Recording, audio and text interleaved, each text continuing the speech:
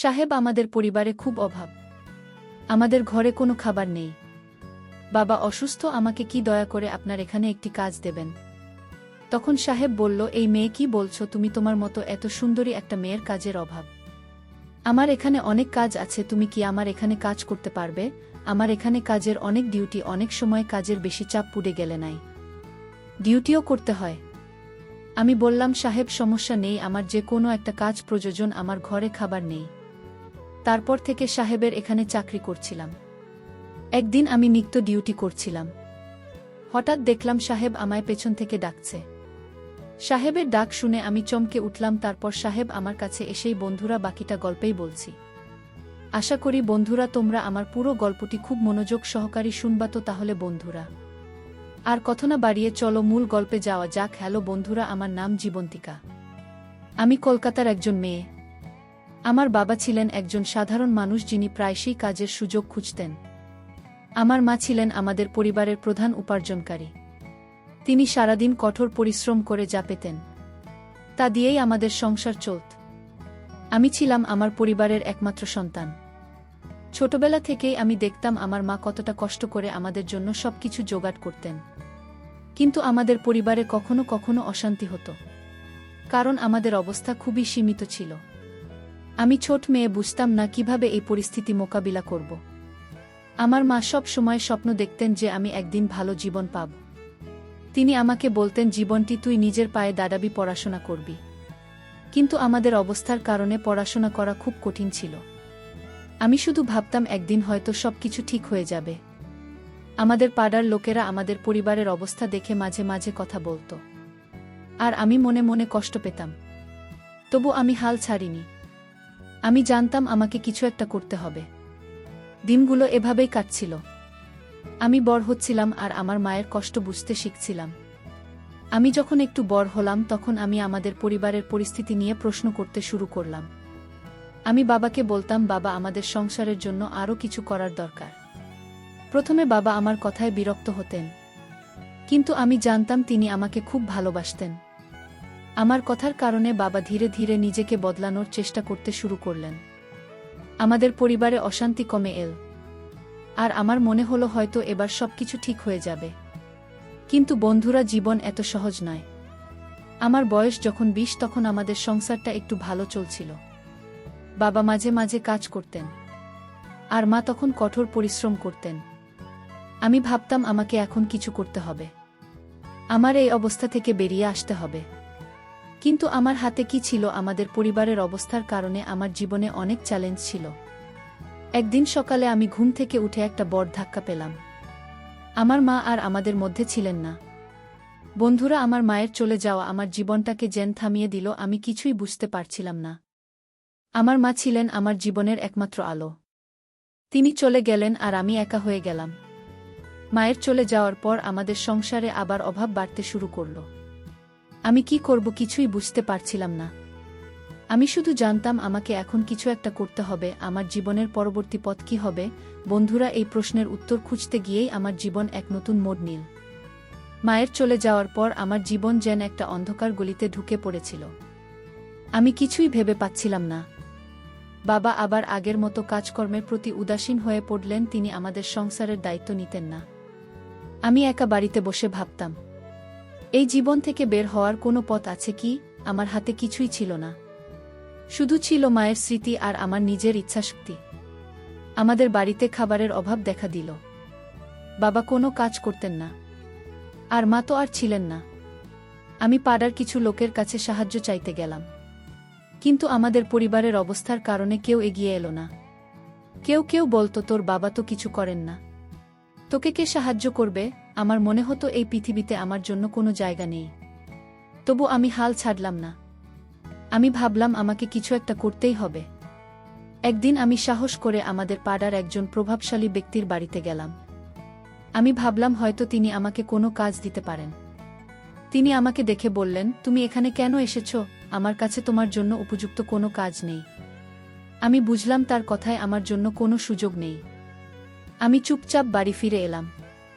আমার মনে হলো সৎ পথে এগিয়ে যাওয়া কতটা কঠিন। আমার জীবন যেন একটা দুঃস্বপ্নের মধ্যে ঘুরছিল। আমি রাস্তা দিয়ে হাঁটতে হাঁটতে ভাবছিলাম এবার আমি কি করব, হঠাৎ পেছন থেকে একজন আমাকে ডাকলেন। এই যে শুনুন। আমি ফিরে তাকালাম, একজন ভদ্রলোক আমার দিকে এগিয়ে এলেন। তিনি বললেন, আমার নাম রিতান কুণ্ডু। আমি শহর থেকেই গ্রামে এসেছি। আমি রাতুল মণ্ডলের বাড়ি খুঁজছি। আপনি কি আমাকে পথ দেখাতে পারবেন? আমি তাকে রাতুল মণ্ডলের বাড়ির দিকটা দেখিয়ে দিলাম। রিতান বাবু আমাকে ধন্যবাদ দিয়ে বললেন, আপনি যদি কিছু মনে না করেন তাহলে আমাকে আরেকটু সাহায্য করতে পারেন। আমি জিজ্ঞেস করলাম, কি সাহায্য? তিনি বললেন, আপনি কি আমাকে রাতুল মণ্ডলের বাড়ি পর্যন্ত নিয়ে যেতে পারবেন? আমি একটু ভেবে রাজি হলাম। আমি তাকে বাড়ি পর্যন্ত নিয়ে গেলাম। পথে তিনি আমার সঙ্গে কথা বলতে লাগলেন। তিনি বললেন তিনি শহরে থাকেনও এবং একজন ব্যবসায়ী। তার কথাবার্তায় মনে হলো তিনি ভদ্র এবং সৎ মানুষ। রাতুল মণ্ডলের বাড়ি পৌঁছে তিনি আমাকে একটা কার্ড দিলেন। বললেন, এটা আমার কার্ড। যদি কখনো কোনো প্রয়োজন হয় আমাকে ফোন করো, আমি যতটা কারি সাহায্য করব। আমি কার্ডটা হাতে নিয়ে দেখলাম। তার কথায় আমার মনে একটু আশার আলো জ্বলল। আমি তাকে আমার পরিবারের অবস্থার কথা খুলে বললাম। তিনি বললেন, আমি তোমার সমস্যা বুঝতে পারছি। আমি দেখব তোমার জন্য কি করা যায়। রিতানবাবু আমাকে জিজ্ঞেস করলেন, তুমি পড়াশুনো কতদূর করেছ? আমি বললাম, আমি এসএসসি পাশ করেছি, কিন্তু তারপর আর পড়াশোনা করতে পারিনি। তিনি একটু ভেবে বললেন, আমার কাছে কিছু কাজ আছে। তুমি যদি পরিশ্রম করতে প্রস্তুত থাকো তাহলে আমি তোমাকে একটা কাজ দিতে পারি। আমার মনে হলো এই সুযোগটা আমার জীবন বদলে দিতে পারে। আমি বললাম, অবশ্যই সাহেব, আমি কঠোর পরিশ্রম করতে প্রস্তুত। দয়া করে আমাকে একটা কাজ দিন। তিনি বললেন, ঠিক আছে, তুমি আগামী সপ্তাহে আমার এই নম্বরে ফোন করো। আমার ঠিকানা অনুযায়ী চলে এসো। আমি দেখব তোমার জন্য কি ব্যবস্থা করা যায়। তার কথা শুনে আমার মনে একটা নতুন আশা জাগল। আমি ভাবলাম হয়তো এই সুযোগ আমার জীবনে নতুন দিশা দেখাবে। কিন্তু বন্ধুরা, আমি তখনও জানতাম না যে এই সুযোগ আমাকে কোনো পথে নিয়ে যাবে। রিতানবাবুর কথা আমার মনে একটা নতুন আশার আলো জ্বালিয়ে দিয়েছিল। আমি ভাবলাম এই সুযোগ আমার জীবন বদলে দিতে পারে। আমি তার দেওয়া কার্ডটা বারবার দেখতাম আর মনে মনে ভাবতাম এবার হয়তো আমার জীবনের একটা নতুন অধ্যায় শুরু হবে। সপ্তাহ ঘুরে গেল আর আমি ঠিক সময়ে তার নম্বরে ফোন করলাম। তিনি আমাকে তার ঠিকানায় যেতে বললেন। আমার মনের মধ্যে একটা অজানা উত্তেজনা কাজ করছিল। রিতনবাবুর দেওয়া ঠিকানায় পৌঁছে আমি অবাক হয়ে গেলাম। তার বাড়িটা ছিল একটা সুন্দর ভবন, ভালোভাবে সাজানো গোছানো। আমি এর আগে এমন কিছু দেখিনি। আমি মনে মনে ভাবলাম এই লোকটা সত্যি একজন সফল মানুষ। আমি তাকে বললাম, সাহেব, আমার পরিবারের অবস্থা খুব কঠিন। দয়া করে আমাকে একটা কাজ দিন। তিনি হেসে বললেন, চিন্তা করো না জীবন্তিকা, আমি তোমার জন্য কিছু একটা ব্যবস্থা করব। রিতানবাবু আমাকে বসতে বললেন এবং জিজ্ঞেস করলেন, তুমি কি ধরনের কাজ চাও? শুধু বেঁচে থাকার জন্য কাজ, নাকি তুমি আরও কিছু অর্জন করতে চাও? আমি একটু ভেবে বললাম, সাহেব, আমার জীবনটা কষ্টের মধ্যে কেটেছে। আমি চাই আমার জীবন বদলাতে, এমন একটা কাজ করতে যাতে আমি নিজের পায়ে দাঁড়াতে পারি। তিনি আমার দিকে তাকিয়ে হেসে বললেন, ঠিক আছে, তুমি আমার কথা মেনে চললে আমি তোমাকে এমন একটা কাজ দেব যেখানে তুমি নিজের লক্ষ্যে এগিয়ে যেতে পারবে। তিনি আমাকে বললেন, তুমি প্রথমে নিজেকে একটু তৈরি করো। আমি তোমার জন্য কিছু উপযুক্ত জামাকাপড় কিনে দেব।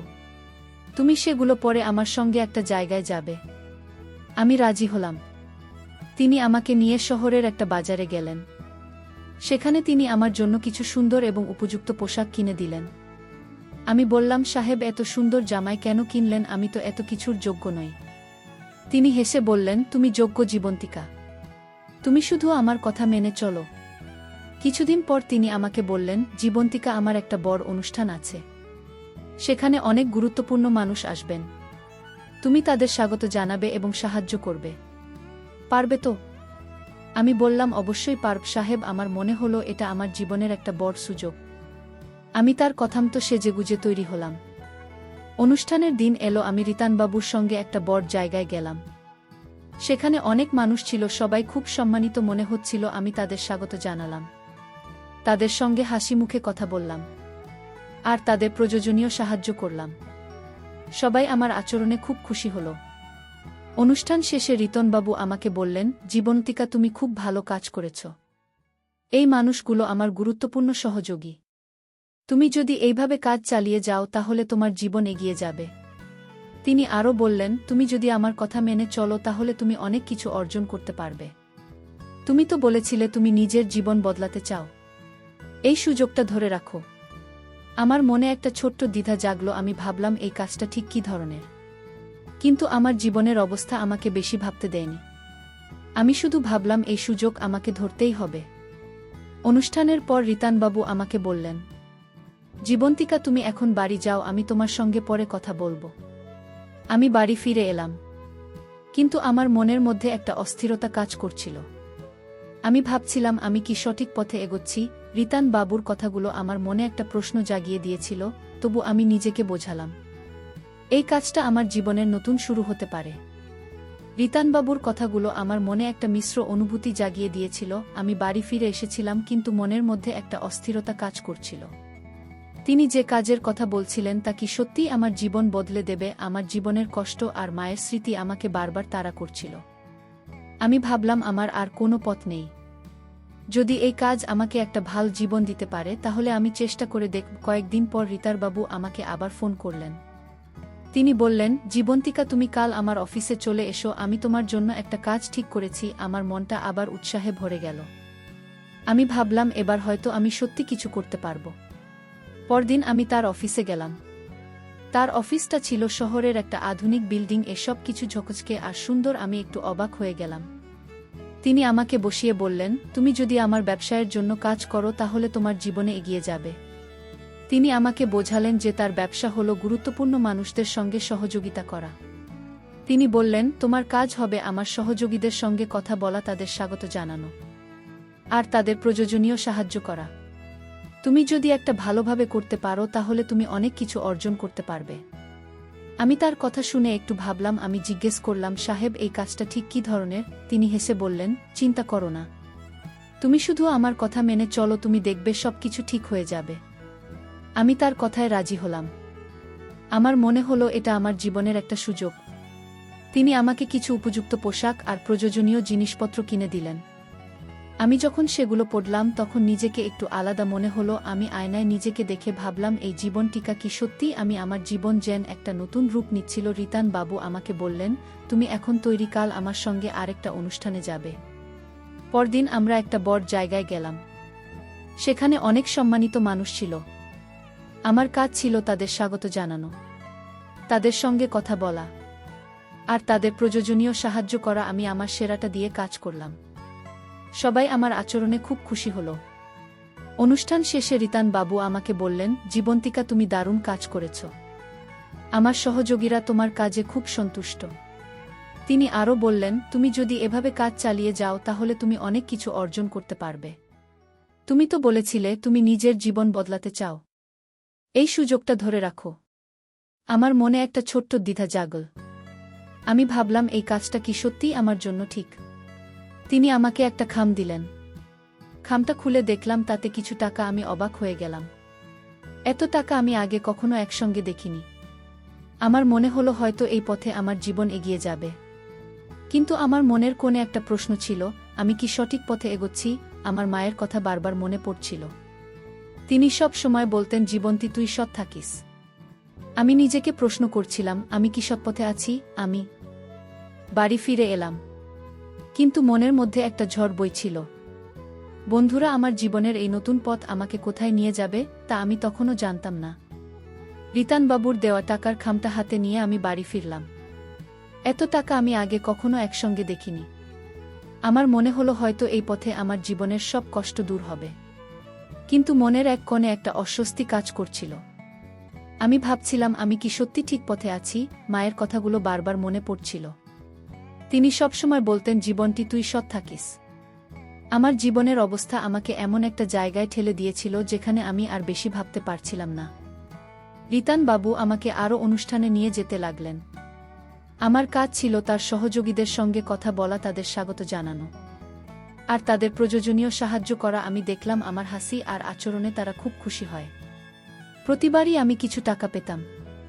প্রথমে আমার মনে হতো এটা আমার কাজের পুরস্কার, কিন্তু ধীরে ধীরে আমার মনে একটা প্রশ্ন জাগতে লাগল, এই কাজটা কি শুধুই সাহায্য করার? একদিন রিতান বাবু আমাকে বললেন, জীবন্তিকা তুমি এখন আমার ব্যবসার একটা গুরুত্বপূর্ণ অংশ হয়ে গেছ।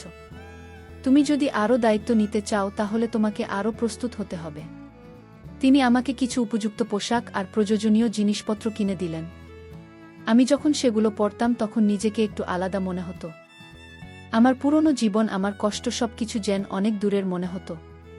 কিন্তু আমার মনের মধ্যে একটা শূন্যতা ছিল। একটা অনুষ্ঠানে আমি একজন সহযোগীর সঙ্গে কথা বলছিলাম। তিনি আমার সঙ্গে খুব ভালো ব্যবহার করলেন। কথা বলতে বলতে তিনি বললেন, জীবন্তিকা, তুমি খুব দক্ষ। তুমি যদি আমার সঙ্গে আরও কিছু সময় কাজ করো তাহলে আমি তোমাকে আরও সুযোগ দিতে পারি। আমি তার কথার মানে বুঝলাম। আমার মনটা ভারী হয়ে গেল। আমি হাসি দিয়ে কথা ঘুরিয়ে দিলাম। কিন্তু আমার মনে একটা অস্বস্তি কাজ করছিল। আমি কি এই পথে এগিয়ে যেতে পারবো? অনুষ্ঠান শেষে রিতানবাবু আমাকে আর একটা খাম দিলেন। খামে আগের চেয়ে বেশি টাকা ছিল। তিনি বললেন, জীবন্তিকা, তুমি আমার সহযোগীদের খুব খুশি করেছ। এই টাকা তোমার কাজের পুরস্কার। তুমি যদি এভাবে কাজ করতে থাকো তাহলে তুমি আরও এগিয়ে যাবে। আমি টাকাগুলো হাতে নিয়ে মনে মনে ভাবলাম, এই টাকা কি আমার সত্যি প্রাপ্ত? বাড়ি ফিরে আমি টাকাগুলো দিয়ে বাবার জন্য প্রয়োজনীয় জিনিস কিনলাম, বাড়ির জন্য খাবার জোগাড় করলাম। কিন্তু আমার মনের শান্তি যেন হারিয়ে গিয়েছিল। আমি রাতে বিছানায় শুয়ে ভাবতাম, আমি কি সত্যি এই জীবন চাই? আমার মায়ের স্বপ্ন ছিল আমি যেন একটা ভালো জীবন পাই, কিন্তু এই জীবন কি তিনি চাইতেন? রিতানবাবু আমাকে আরও বড় বড় অনুষ্ঠানে নিয়ে যেতে লাগলেন। আমি দেখলাম আমার জীবন বদলে যাচ্ছে। আমার হাতে টাকা আসছে, আমি উপযুক্ত পোশাক পরছি, সম্মানিত জায়গায় যাচ্ছি, কিন্তু আমার মনের মধ্যে একটা প্রশ্ন বারবার উকি দিচ্ছিল। আমি কি এই জীবনের জন্য জন্মেছিলাম? একদিন রাতে আমি আয়নার সামনে দাঁড়িয়ে নিজেকে দেখলাম। আমার পরনে উপযুক্ত পোশাক, হাতে কিছু জিনিসপত্র, কিন্তু আমার চোখে কোনো আলো ছিল না। আমি নিজেকে প্রশ্ন করলাম, জীবন্তিকা, তুই কোথায় যাচ্ছিস? এই পথ কি তোর জন্য? আমার জীবন যেন একটা ঝড়ের মধ্যে দিয়ে চলছিল। রিতানবাবুর সঙ্গে কাজ করতে করতে আমি অনেক টাকা পাচ্ছিলাম। উপযুক্ত পোশাক আর নতুন জীবনযাত্রা এখন আমার জীবনের অংশ হয়ে গিয়েছিল। কিন্তু প্রতিবার যখন আমি আয়নার সামনে দাঁড়াতাম, আমার প্রতিচ্ছবি দেখে মনে হতো, এই জীবন্তিকা কি সত্যিই আমি? আমার মনের মধ্যে একটা শূন্যতা ক্রমশ বড় হচ্ছিল। আমি যে স্বপ্ন নিয়ে বড় হয়েছিলাম তা কোথায় হারিয়ে গেল? একদিন রিতানবাবু আমাকে একটা বড় অনুষ্ঠানে নিয়ে গেলেন। সেখানে অনেক সম্মানিত মানুষ ছিলেন। আমি আমার কাজ করছিলাম, হাসি মুখে তাদের সঙ্গে কথা বলা, তাদের সাহায্য করা। কিন্তু সেদিন একজন সহযোগী আমার সঙ্গে কথা বলতে বলতে বললেন, জীবন্তিকা, তুমি খুব দক্ষ, তুমি এ কাজ করছো কেন? তুমি তো আরও ভালো কিছু করতে পারো। তার কথাগুলো আমার মনে গভীরভাবে আঘাত করল। আমি হাসি দিয়ে কথা ঘুরিয়ে দিলাম, কিন্তু আমার মনের মধ্যে একটা ঝড় শুরু হয়ে গেল। সেই রাতে আমি বাড়ি ফিরে এলাম। আমার হাতে ছিল আরেকটা টাকার খাম, কিন্তু এবার আমি সেই টাকা দেখে খুশি হতে পারলাম না। আমি ভাবলাম, এই টাকা দিয়ে আমি কি পেলাম? আমার মায়ের স্বপ্ন ছিল আমি যেন একটা সম্মানজনক জীবন পাই, কিন্তু আমি কি সত্যি সেই জীবন পেয়েছি? আমার জীবন বাইরে থেকে ঝকঝকে, কিন্তু ভেতরে ভেতরে আমি যেন ফাঁপা হয়ে গেছি। আমি রাতভর ঘুমাতে পারলাম না।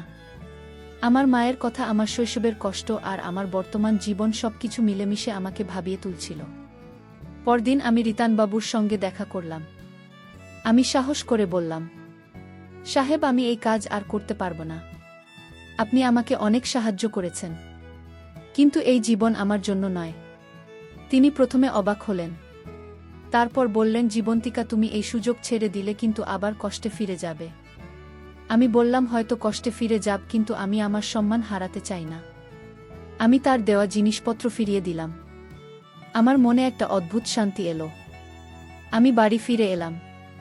আমার হাতে যে টাকা ছিল তা দিয়ে আমি বাবার জন্য প্রয়োজনীয় জিনিস কিনলাম। আমি সিদ্ধান্ত নিলাম, আমি এবার নিজের পায়ে দাঁড়াবো। আমি একটা ছোট দোকানে কাজ শুরু করলাম। টাকা খুব কম ছিল, কিন্তু আমার মনে শান্তি ছিল। আমি জানতাম এই পথে আমি আমার মায়ের স্বপ্নের কাছাকাছি আছি। আমি পড়াশোনা আবার শুরু করলাম, যাতে একদিন আমি নিজের যোগ্যতায় কিছু করতে পারি। বছর কয়েক পর আমি একটা ছোট ব্যবসা শুরু করলাম। আমি আমার গ্রামের মেয়েদের জন্য একটা প্রশিক্ষণ কেন্দ্র খুললাম, যেখানে তারা সেলাই শিখতে পারে। আমি চাইলাম আমার মতো আর কোনো মেয়েকে কষ্টের কারণে ভুল পথে যেতে না হয়। আমি আমার মায়ের নামে একটা ছোট ফাউন্ডেশন করলাম, যেখানে গরিব মেয়েদের পড়াশুনো আর কাজে সুযোগ দেওয়া হয়। আমার জীবন এখন আর আগের মতো নয়। আমি এখন নিজের পায়ে দাঁড়িয়েছি, আর আমার মনে শান্তি আছে। সব শেষে বন্ধুরা, আমি তোমাদেরকে বলব, সোনার চামচ মুখে নিয়ে কেউ পৃথিবীতে আসে না। জীবন যতই কঠিন হোক, থাকলে তুমি নিজের সম্মান বাঁচাতে পারো। আমি একটা ভুল পথে কিছুদিন হেঁটেছিলাম। কিন্তু আমি ফিরে এসেছি। আমি বুঝতে পেরেছি টাকাই জীবনের সবকিছু নয়। আমার মায়ের স্বপ্ন, আমার নিজের সম্মান, এগুলোই আমার জীবনের আসল সম্পদ। বন্ধুরা, ভিডিওটি যদি তোমাদের ভালো লাগে তাহলে লাইক, শেয়ার এবং সাবস্ক্রাইব করে পাশে থেকো। আর এতক্ষণ তোমরা ধৈর্য ধরে গল্পটি শোনার জন্য তোমাদেরই সবাইকে অসংখ্য ধন্যবাদ।